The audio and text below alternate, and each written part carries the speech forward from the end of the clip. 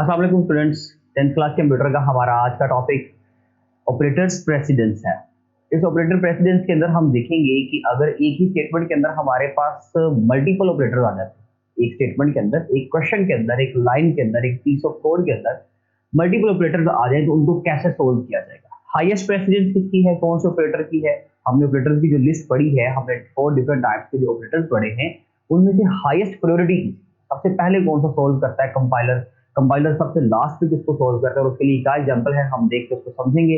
आज के टॉपिक में ये सब कुछ जानेंगे जी। तो हम स्टार्ट कर रहे हैं जी स्टूडेंट्स। तो सबसे पहले ऑपरेटर्स प्रेसिडेंस की अगर बात करें तो इसके अंदर हमारे पास बेसिकली ये होता है कि जी सबसे पहले कौन सी प्रायोरिटी वाइज हम सबसे पहले कौन सा ऑपरेटर सोल्व करेंगे। मींस कि अगर हम अपने एंड पे बात कर रहे हैं तो हमारा तो प्रैक्टिकल लाइफ का जो रूल है, वो मैथ्स का रूल जो है वो थोड़ा सा डिफरेंट हो जाता है, जिसको हम लोग बचपन में मतलब करते आ रहे हैं, शुरू से करते आ रहे हैं, डिमैथ्स रूल, जिसके अकॉर्डिंगली हम सबसे पहले एक एक्सप्रेशन के अंदर डिवीजन को, फिर multiplication, then addition and then subtraction को सोल्व करते हैं। फॉर एग्जांपल मैं यहाँ पे एक एक्सप्रेशन लिखा भी हुआ है, तो इसमें हम सबसे पहले डिवीजन को ही सोल्व करेंगे, फिर मल्टीप्लाई को सोल्व करेंगे, फिर प्लस और माइनस को सोल्व करेंगे। लेकिन कंपाइलर का रूल थोड़ा सा डिफरेंट हो जाता है। बेसिकली ऑपरेटर प्रेसिडेंस क्या होती है, वो कहता है कि बेसिकली आपके किसी भी एक एक्सप्रेशन के अंदर सबसे पहले कौन सा ऑपरेटर सोल्व किया जाएगा, इसको ऑपरेटर प्रेसिडेंस बोलते हैं। और बेसिकली ऑपरेटर प्रेसिडेंस क्या होता है कि हम उन ऑपरेटर्स को प्रायोरिटी असाइन की होती है। जैसे कि टेबल में आप इस बुक के अंदर, वो इस टॉपिक के अंदर देख भी सकते हैं कि जो टेबल बना हुआ है उसमें 9 डिफरेंट टाइप्स के ऑपरेटर्स की लिस्ट बना दी गई। हर एक को रैंक असाइन कर दिया गया। रैंक नंबर 1 पे एक हमारे पास ब्रैकेट आ रही है, रैंक नंबर 2 पे हमारे पास नॉट ऑपरेटर आ रहा है, रैंक नंबर 3 पे हमारे पास मल्टीप्लाई, डिवीजन और मॉडुलस आ रहा है। इसी तरह से सो ऑन आप कह सकते हैं कि 9th ऑपरेटर जो है हमारे पास इक्वल टू के ऊपर जाके खत्म हो जाता है।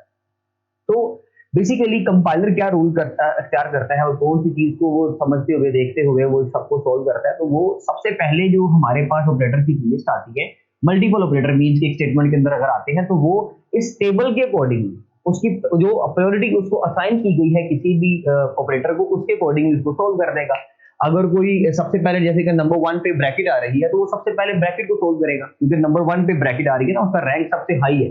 कि अगर किसी स्टेटमेंट में ब्रैकेट आ जाती है तो सबसे पहले उसको सोल्व किया जाए। अगर उसके बाद हमारे पास उस ऑपरेटर के अंदर, उस पूरे एक्सप्रेशन के अंदर कहीं पे नॉट लिखा हुआ है तो नॉट ऑपरेटर की सेकंड प्रेसिडेंस है, तो सेकंड नंबर पे उसको सोल्व किया जाए। फिर अगर डिवीजन, मल्टीप्लाई और मॉड आ रहा है तो फिर आप उनको सोल्व कर दें। ठीक है जी।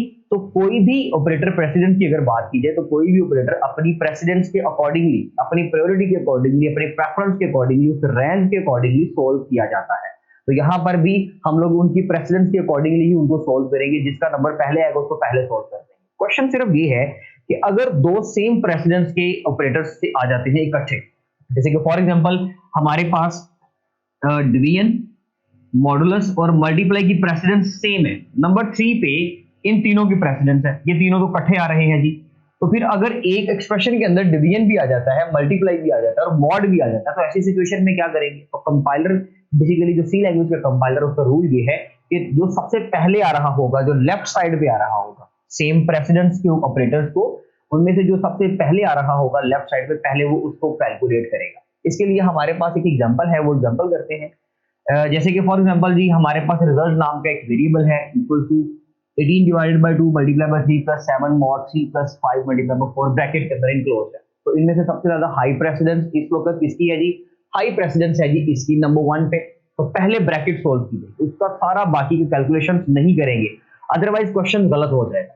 कंपाइलर इसी रूल के ऊपर काम करता है और वो रूल एक्चुअली हम लोगों ने सीखना है कि वो किस मैकेनिज्म के ऊपर काम करते हुए ऑपरेटर्स को सोल्व करता है। तो सबसे पहले 18 डिवाइडेड बाय 2 को सोल्व नहीं किया जाएगा, मल्टीप्लाई बाय 3 को सोल्व नहीं किया जाएगा, इस मॉड को सोल्व नहीं किया जाएगा, ये सारे सेम एज इट इज आ गए। अब सिर्फ हम सोल्व करेंगे इसको, 5 मल्टीप्लाई बाय 4, क्योंकि ये ब्रैकेट में आ रहा है तो सबसे पहले हम ब्रैकेट को इवैल्यूएट करेंगे। 5 मल्टीप्लाई बाय 4 का आंसर आ गया जी 20। सबसे पहले ब्रैकेट इवैल्यूएट हो गई।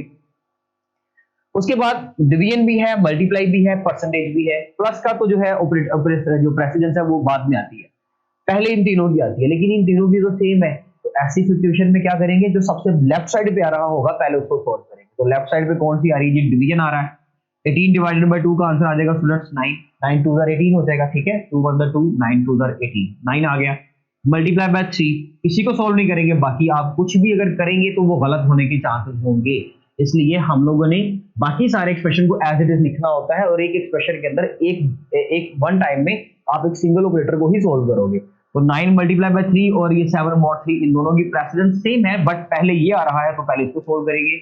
9 मल्टीप्लाई बाय 3, 9 3 27 प्लस बाकी सारा एज इट इज आ जाएगा। अब इसमें प्लस भी है, मॉड भी है, प्लस भी है। पहले प्लस आ रहा है लेकिन उसकी प्रेसिडेंस बाद में आती है, उसकी प्रेफरेंस नहीं है। नंबर 3 पे मॉडुलस, उस ऑपरेटर उस टेबल के अंदर मॉडुलस की प्रेसिडेंस अगर देखी जाए तो वो नंबर 3 पे आ रहा है, प्लस की तो बाद में आ रही है, तो पहले हम इसको सोल्व करेंगे। तो 27 एज इट इज लिखा रहेगा प्लस 7 मॉड 3, 3 2 6, देखिए उसका आंसर आ गया 1। हम ऑलरेडी इसको ऑपरेटर के अंदर डिस्कस कर चुके हैं कि रिमाइंडर हमें प्रोवाइड करता है परसेंटेज का साइन, तो 1 आ जाएगा प्लस 20 लेंगे। अब दोनों प्लस के हैं, आप सेम प्रेफरेंस भी है और ऑपरेटर भी सेम है, तो आप इकट्ठा भी सोल्व कर सकते हैं, no issue at all.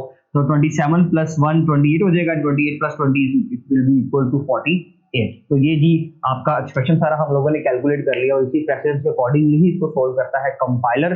Compiler इसमें कोई गलती नहीं करता, क्योंकि लैंग्वेज के मैन्युफैक्चरर ने, सी लैंग्वेज के मैन्युफैक्चरर ने उसको बेसिकली ये कोड दे दिया हुआ है, ये इंस्ट्रक्शंस दे दी हुई है कि आपने इस टेबल के अकॉर्डिंगली बेसिकली सोल्व करना है। तो ये टेबल जो है बेसिकली वो वेरी भी कर सकता है लैंग्वेज टू लैंग्वेज, लेकिन मोस्टली 90% जो है वो टेबल यही रहता है, और ऑपरेटर्स की प्रेसिडेंस भी यही रहती है, और इसी के अकॉर्डिंगली इसको सॉल्व किया जाता है। ये था जी हमारा आज का टॉपिक। मिलते हैं इंशाल्लाह अपने नेक्स्ट लेक्चर के अंदर students. Thank you so much. अल्लाह हाफ़िज़।